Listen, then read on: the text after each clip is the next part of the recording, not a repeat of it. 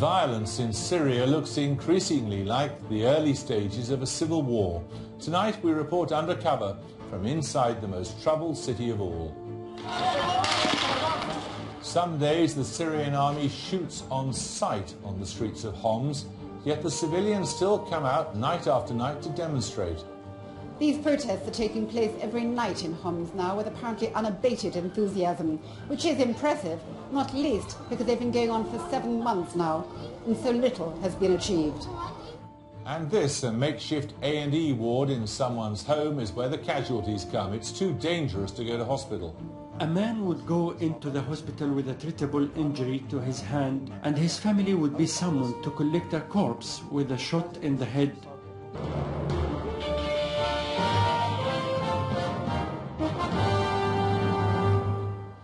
Syrian government troops killed at least 20 people in the city of Homs today. At least we're told by local activists they killed at least 20 persons. There is no way of checking because the regime there won't let in independent witnesses.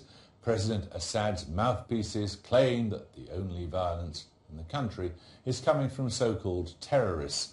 But the unrest seems especially acute in the city of Homs. So our reporter Sue Lloyd-Roberts smuggled herself into the country in defiance of the ban to find out firsthand what's happening. Now, as you're not supposed to be in the country, how do you get in?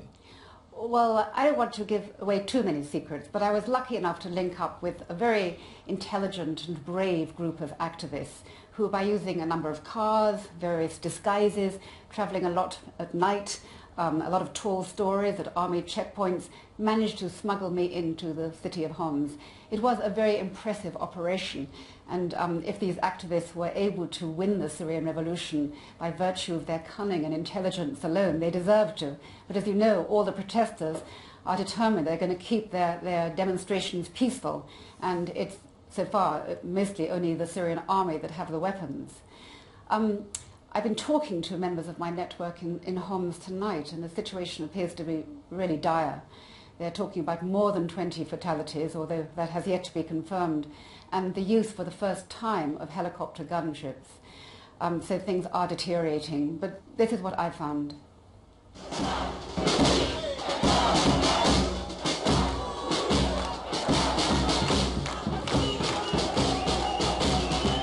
Homs, the so-called capital of the Syrian revolution, where, despite the daily death toll, the protest continues.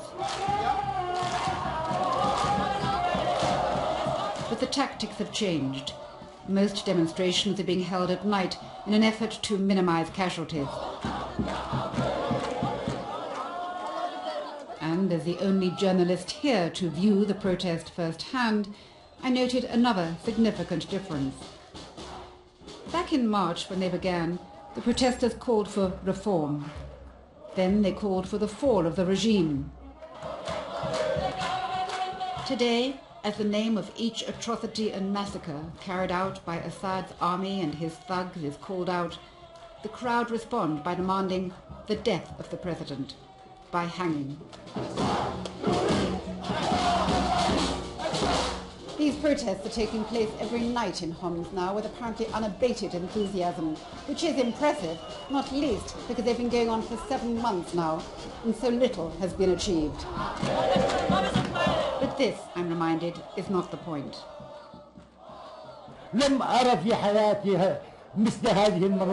I haven't seen anything like this in my life. The old, the young, women, everyone calling for freedom in Syria. This revolution will win, inshallah.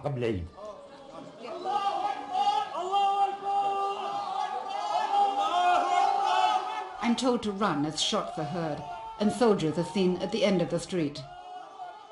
We should hide because when the security forces attack, the first thing they are looking for is the camera.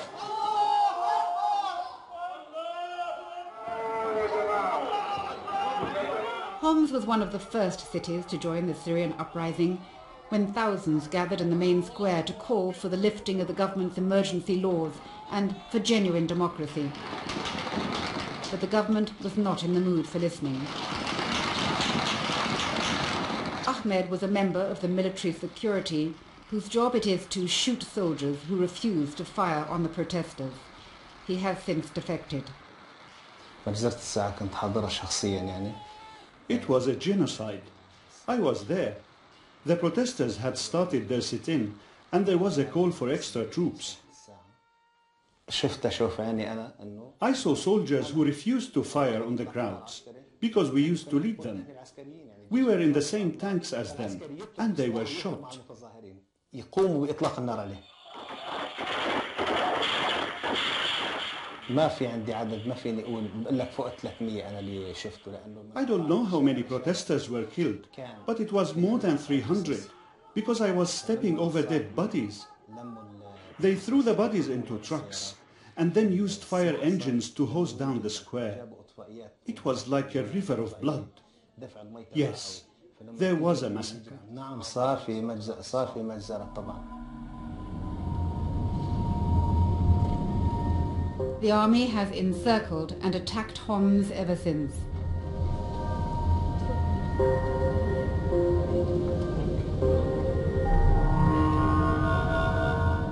I was taken on a tour of Baba Ama, one of the most besieged parts of the city. Look at this, look at this.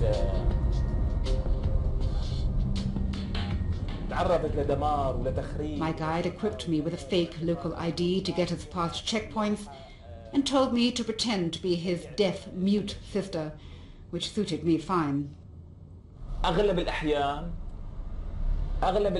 Most of the time the city is under attack. Mothers can't even go out to buy bread or milk for their children. People are hiding in their houses. They can't go out. Buses are used to transport the army. Even schools are attacked, and they're using some of them as prisons for the protesters. They want our children to remain stupid and uneducated. Look at the rubbish in the streets. This is how they treat us. We have rats, but no water, electricity or communication here.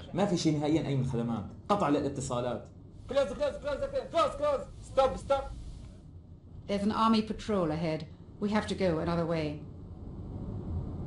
He took me to meet Muhammad, one of the soldiers who was ordered to attack the people of Baba Ama.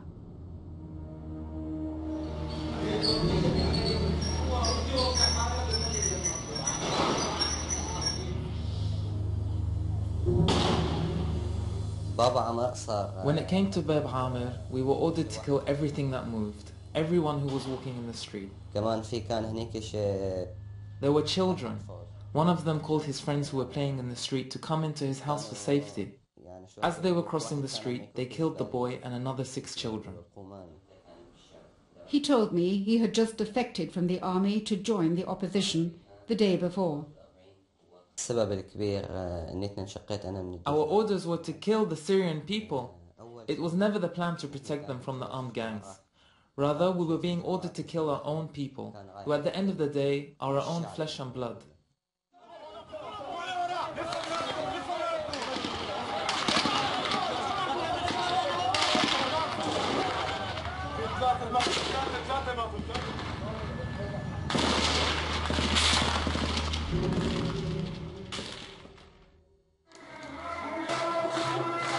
With the city in virtual shutdown, there's nowhere to go. No wonder angry people spill out onto the streets at night. At another demonstration the next evening, they'd clearly been tipped off that the BBC was in town. The posters were all designed for an international audience and expressed fury at Russia and China's refusal to back a UN resolution against Syria and for continuing to supply arms to a murderous regime. Members of the Revolutionary Council of Homs may look as if they're taking an exaggerated approach to their anonymity, but it is understandable. Is Syria now close to civil war? The regime is trying to push us to be involved in civil war, but it will not succeed. We are aware enough of this risk. And in the demonstrations, you can see the Muslims and the Christians, the Sunni and the Alawi, marching together and shouting for freedom, freedom for all people, so that our real enemy is the regime itself. On Friday, the protest still takes place during the day, after midday prayers. The protesters attempt to block off roads to delay the arrival of the security forces, and in a network of makeshift field hospitals, they're preparing for the inevitable casualties.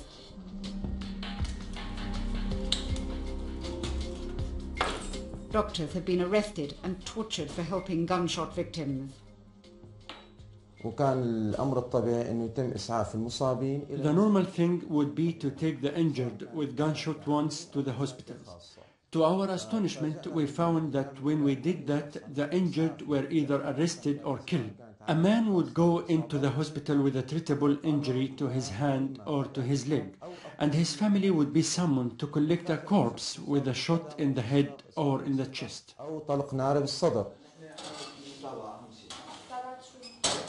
But these medical points are hopelessly inadequate. They have to move once a week to escape detection, and they're desperately short of the basics: blood bags, antibiotics, and even antiseptic wipes. Even in this place, at any time, we are in danger of being broken into by the security forces. About half of them suffer from head or neck wounds, and we just haven't got the means to treat them. No one brought here with a head wound has survived.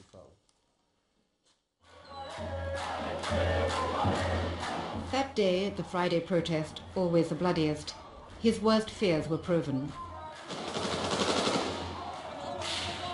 Security forces shot at men as they tried to leave the mosque to join the demonstration.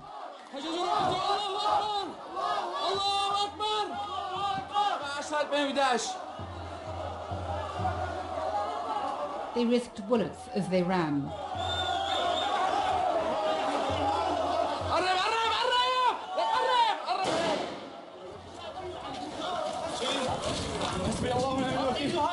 Two men suffered severe head injuries and were rushed to the field hospital. Let's try it. We followed them there. Their injuries were too gruesome to broadcast, and the doctors could do nothing to save them.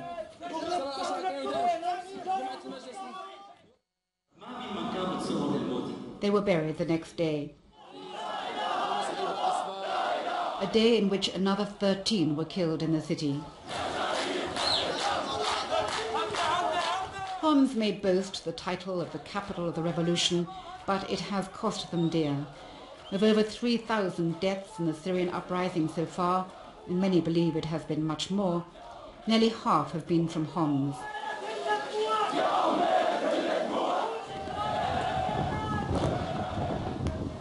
"30 kilometers away across the border in Lebanon, sympathetic Lebanese have sheltered increasing numbers of the wounded and defected soldiers now in hiding. Tens of thousands of soldiers are now believed to have left the Syrian army. Those who can have grouped together to form what they call the Free Syrian Army. Amer fled when ordered to shoot on unarmed demonstrators. The Free Syrian Army are people like me. It's a virtual army, not a real army, as you may say. This Free Syrian Army consists of a lot of groups separated among all Syria places or Syria cities, trying to protect the protesters from being killed on the streets. Weapons have never been hard to find here in Lebanon, but this dealer showed me how the cupboard is now almost bare.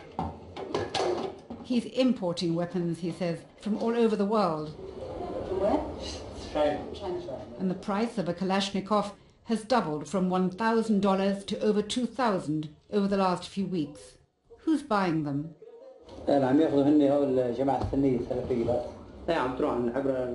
are being bought by Sunni and Islamists, and they are smuggled across the northern border to Syria, though many are confiscated. For sure, with the amount of weapons we're sending over there is going to be a civil war.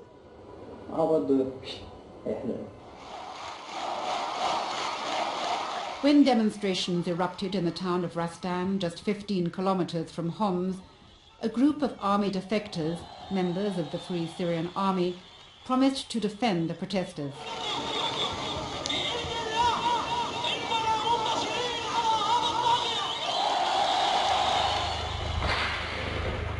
They held out against government forces for a week before the Syrian army quashed the rebellion. The rumour is that the survivors among the new army are regrouping and preparing to defend Homs, a possibility which the leaders here welcome. The demonstration part of the revolution will continue peacefully. But on the other hand, the operations of the Free Syrian Army may increase more and more to protect the people. So we have now two lines going together simultaneously: the peaceful demonstrations and the operations of the Syrian Free Army. And the basic duty of the army of any state is to protect the people. We will win, of course. We see the victory in the eyes of the kids, women, elders, and all the young men marching every day in the demonstration. We will succeed, we are sure of that. They're marching again in Homs tonight, in a brave display of the triumph of hope over 7 months' experience. We'll carry on telling Bashar al-Assad to go, one protester tells me, even if he has to kill every one of us. With us now is